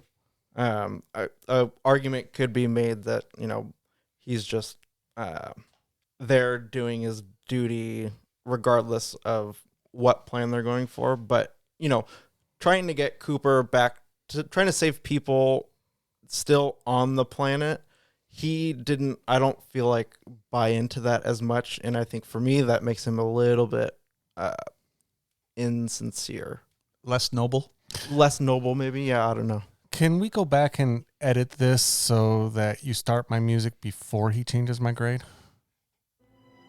And that was John's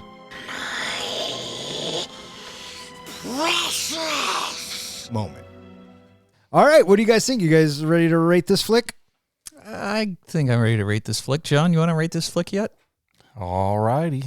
Professor, how do we do our ratings? We do our ratings on a scale of 1 to 5 fucks. 5 fucks is a movie that we think is cinematic gold. Anytime somebody says, hey, you want to watch Interstellar? Fuck yeah, I do. That's a fucking awesome movie.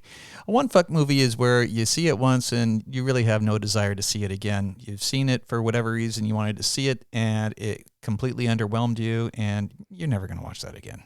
And what's a 0? A 0 fuck movie is a movie where, oh, for shit's sake, what the hell was that? Why would you make me watch that? I want 2 hours and 49 minutes of my life back. What a kick to the balls. Or in other words, we just don't give a fuck. All right.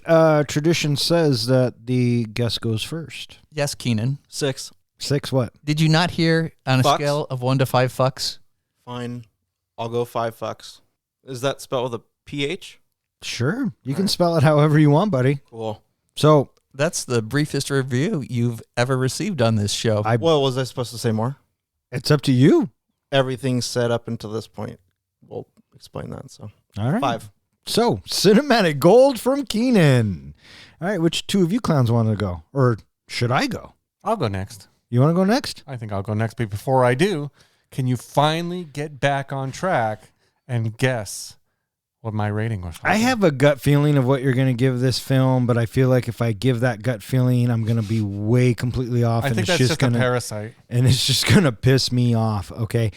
I think that the way you've talked about it and talking to you yesterday about it and just the whole Research? the research and the whole scientificness of it, I think you dug it.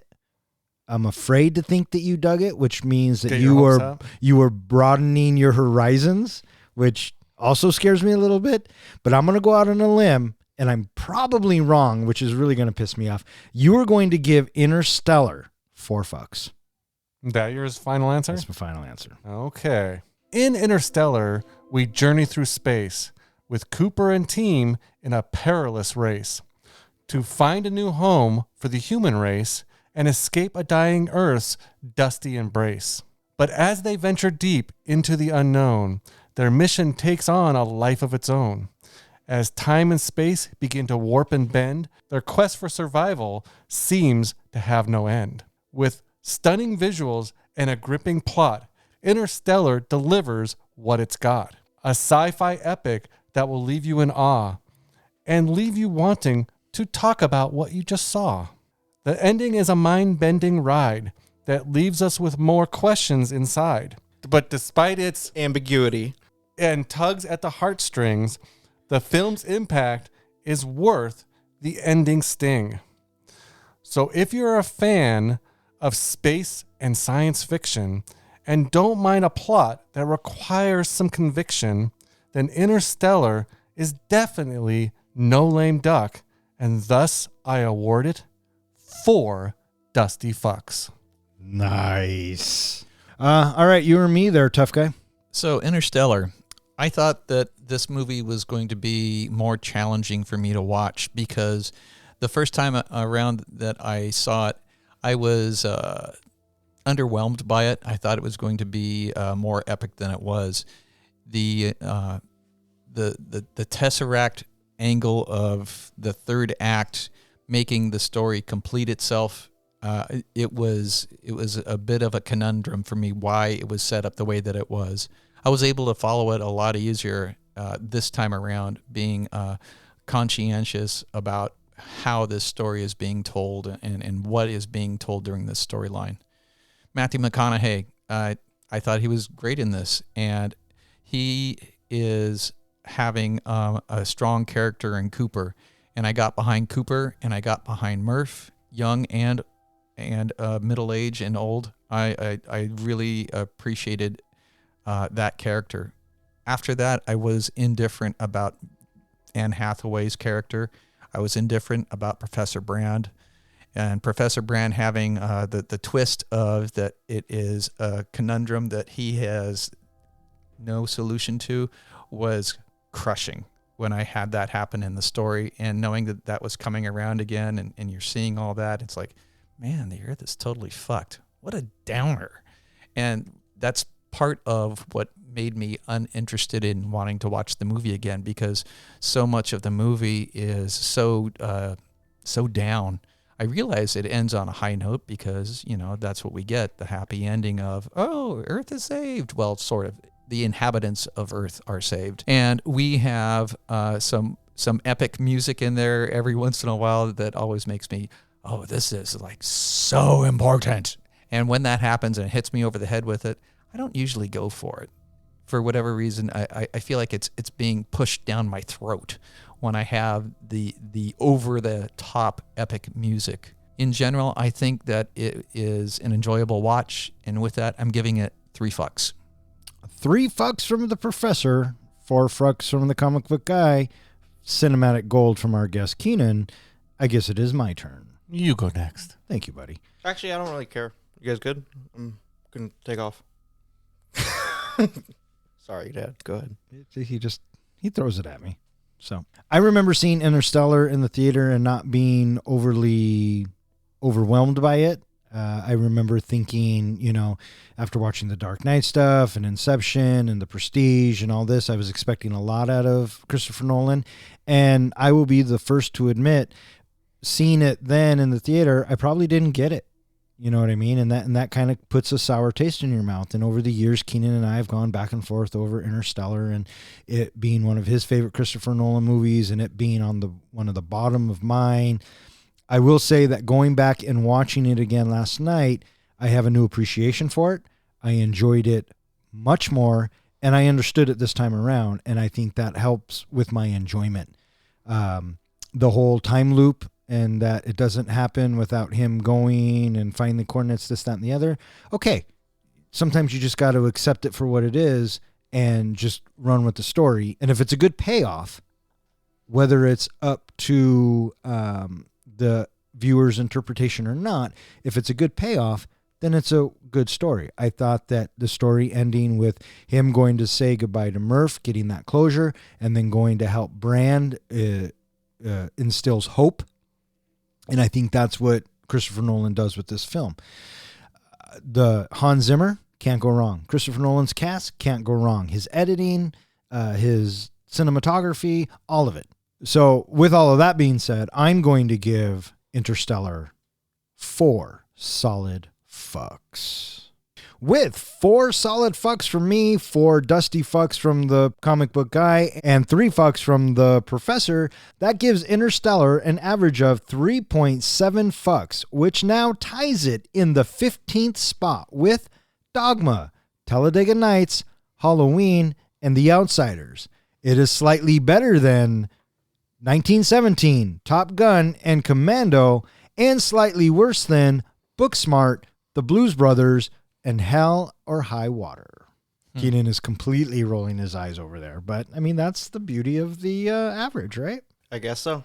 What you take away from this movie is love. So, like Jackie Moon said, ELE. Everybody love everybody. That's right. Yeah. All right, that is going to wrap it up for this episode of Three Guys in a Flick. If you would like to know which movie we are going to be reviewing next, please check out the website. And speaking of which, John, where can they find us? Well, they can always find us at our website, threeguysinaflick.com, where we post, as you mentioned, teasers for our next movie. We also have places there where you can submit a movie into our helmet if you'd like to see us review it next. We have blog posts, we have all of our show notes, and just about anything else I can think of putting there. You could also find our podcast at any place that hosts podcasts and all of social media.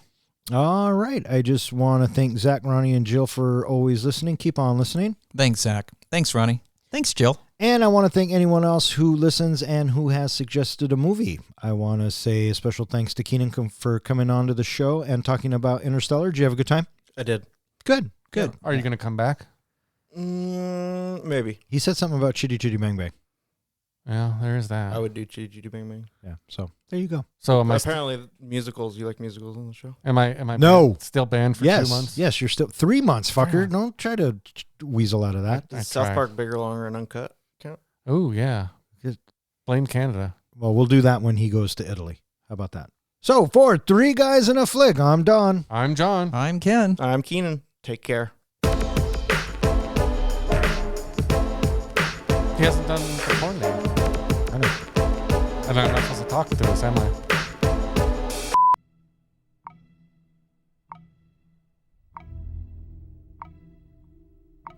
I will respect the 2 gentlemen on my left and right. No, As don't. for the one in front of me, I don't know. No. And worry about our place in the dirt. You fucked up the one word I said was important. Thanks, bud. This is our first Christopher Nolan movie, isn't it? I'm surprised. No, I'm sorry. No, I'm sorry. no. The Dark Knight. Dark The Dark Knight, Knight. yeah. Let's not say that at all. Well, then we should do that before I read. That's what I'm saying. Okay. I thought that's what you were going to do. So we're talking about what we need to talk about, which was him. Correct. We do not interrupt the comic book guy. There was a pause. I thought he was done. Oh. No, I'm never done. But despite its ambiguity. Ambiguity. But despite its ambiguity.